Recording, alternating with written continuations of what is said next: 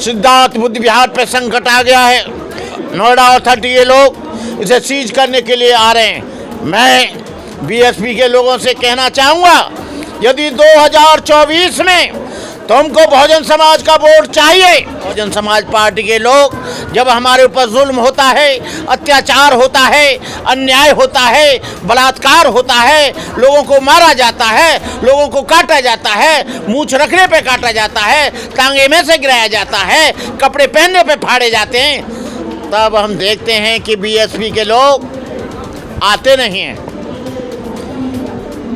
आप लोगों को बिना कहे सुने हम आपको बुलाएं ना बुलाएं, लेकिन आपको उस घटना स्थल पर जाना चाहिए जहां जुल्म होता है, अत्याचार होता है, अन्याय होता है, उत्पीड़न होता है।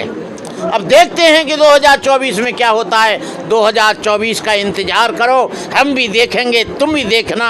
यदि तुम उत्पीड़न में नहीं आए तो खेला हो जाएगा खेला, रेला हो जाएगा रेला, मेला हो जाएगा मेला। वोट नहीं दिया, लेकिन मैं जिम्मेदारी के साथ कह सकता हूं कि इनको दलित वोट पूरा का पूरा मिला। और जिस दिन ये बहुजन समाज का वोट हट जाएगा, उस दिन ये किला बीएसपी का नेस्ते नाबूद ही नहीं ढह जाएगा बिना बारूद लगाए। और मुझे दिख रहा है कि बीएसपी के कार्यकर्ताओं को, बीएसपी के कोऑर्डिनेटरों को हमने जब जब आंदोलन छेड़ा, चाहे तो रविदास टेम्पल का मामला रहा हो, चाहे बुद्ध विहारों का मामला रहा हो, बहन मायावती ने बुद्ध विहारों की अपने समय में तो बहुत रक्षा की। हम ये नहीं कहते हैं कि बीएसपी ने काम नहीं किया, लेकिन हम ये कह सकते हैं कि आज जो काम करना चाहिए, आज बीजेपी की गवर्नमेंट है, आज दलितों पर जो जुल्म हो रहा है उसका मेन कारण है क्योंकि दलित और बहुजन समाज, वो बहुजन समाज पार्टी को वोट देता है। और सवर्ण और बीजेपी के लोग इसलिए हमारे समाज का उत्पीड़न करते हैं क्योंकि वो जानते हैं कि ये बहुजन समाज पार्टी के वोटर हैं, बहुजन समाज की पार्टी को वोट देते हैं। लेकिन बहुजन समाज पार्टी के लोग जब हमारे ऊपर जुल्म होता है, अत्याचार होता है, अन्याय होता है, बलात्कार होता है, लोगों को मारा जाता है, लोगों को काटा जाता है, मूंछ रखने पे काटा जाता है, टांगे में से गिराया जाता है, कपड़े पहनने पे फाड़े जाते हैं, तब हम देखते हैं कि बीएसपी के लोग आते नहीं हैं। आप लोगों को बिना कहे सुने हम आपको बुलाएं ना बुलाएं, लेकिन आपको उस घटना स्थल पर जाना चाहिए जहां जुल्म होता है, अत्याचार होता है, अन्याय होता है, उत्पीड़न होता है। लेकिन इनको क्या डर है, क्या इनका एजेंडा है यही कि दलितों पर जुल्म हो, हम जाना मत क्योंकि सवर्ण वोट रूठ जाएगा। अरे सवर्ण वोट तो वैसे भी रूठ गया है। आपको मालूम होना चाहिए कि दिल्ली में 14% वोट था, 1% रह गया। क्यों चला गया? उत्तर प्रदेश में जहां 240 245 सीट आई थी एक समय में, आज एक भी सीट नहीं आई। उसका कारण क्या रहा?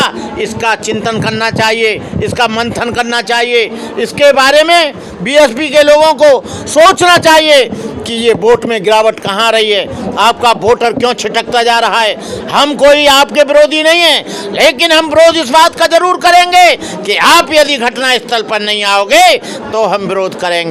आप घटना स्थल पर पहुंचिए। यदि बीएसपी नहीं सुनती है तो कुछ दिनों के बाद हमें कोई दूसरा विकल्प सोचना पड़ेगा। आज हम इस पे हाथ रखे नहीं बैठे रहेंगे क्योंकि उत्पीड़न हमारा हो रहा है और बीएसपी कुछ बोल नहीं रही है। तो ये मत सोचो कि देश में विकल्पों की कमी है। विकल्प बनते हैं, विकल्प बिगड़ते हैं, पार्टियां बनती हैं, पार्टियां नेस्ते नाबूद होती हैं, सत्ता आती है, सत्ता चली जाती है, लेकिन समाज कहीं नहीं जाता, समाज वहीं रहता है। वोटर कभी नहीं मरता, वोटर वहीं रहता है। पार्टियां तो मर जाती हैं, समाज भी, विचार भी कभी नहीं मरता, और विचार और समाज कभी नहीं मरेगा। बाबा साहब का विचार जब तक रहेगा, जब तक इसके धरती और आसमान है। मैं कहना चाहूँगा लोगों से, मुख्य रूप से बीएसपी के लोगों से, वो यहाँ पर अपनी उपस्थिति दर्ज कराएं, सिद्धार्थ बुद्ध विहार पे संकट आ गया है और हम इसलिए अपना ज़्यादा अधिकार आपसे समझते हैं क्योंकि ये जगह जो मिली थी वो बीएसपी के टाइम में मिली थी और बीएसपी को कई बार लेटर दिए गए थे कि इसका मुआवजा माफ़ किया जाए, इसका लोन माफ़ किया जाए, लेकिन उस समय लोन माफ़ नहीं हुआ।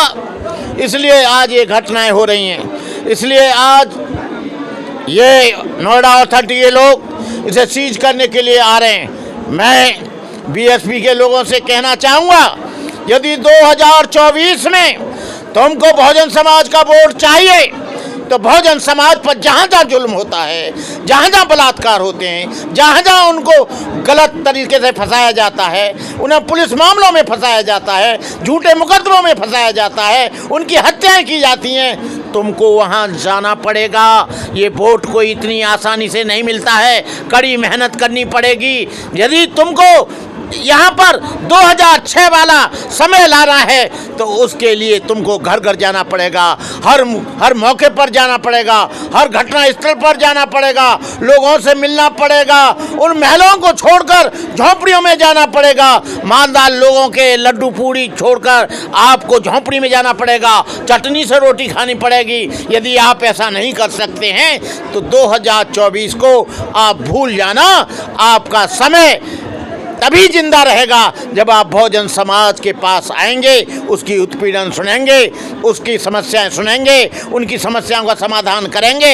लेकिन आप कहीं नहीं जाते हैं, बीमार है तो नहीं जाते हैं, दुखी है तो नहीं जाते हैं, जुल्म हो रहा है तो नहीं जा रहे हैं, झूठी FIR हो रही तो नहीं जा रहे हैं, कहीं उनके मंदिरों को तोड़ा जा रहा है तो नहीं जा रहे हैं, बुद्ध विहारों को तोड़ा जा रहा है तो नहीं जा रहे हैं, अम्बेडकर की मूर्ति तोड़ी जा रही तब नहीं जा रहे हो। अरे आओगे कब?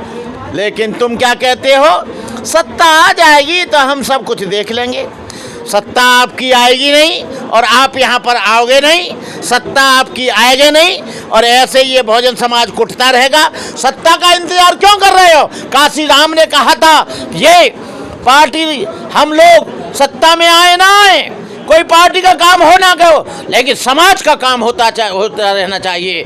समाज जिंदा है, जो समाज संगठित होता है वही सबसे ज़्यादा मजबूत होता है। राजनीतिक दृष्टि से आप सामाजिक कार्य करोगे नहीं, धार्मिक काम करोगे नहीं और आप कहोगे कि हम आ जाएं। सामाजिक कार्यों को हमारे मानवर काशीराम कहते थे कि समाज के बीच में इन लोगों को जाना चाहिए, लेकिन समाज के बीच में आप लोगों ने आना जाना बंद कर दिया। अब देखते हैं कि 2024 में क्या होता है। 2024 का इंतजार करो, हम भी देखेंगे, तुम भी देखना। यदि तुम उत्पीड़न में नहीं आए तो खेला हो जाएगा खेला, रेला हो जाएगा रेला, मेला हो जाएगा मेला। इन्हीं शब्दों के साथ मैं अपनी बात समाप्त करता हूँ। जय भीम, नमो बुद्धाय।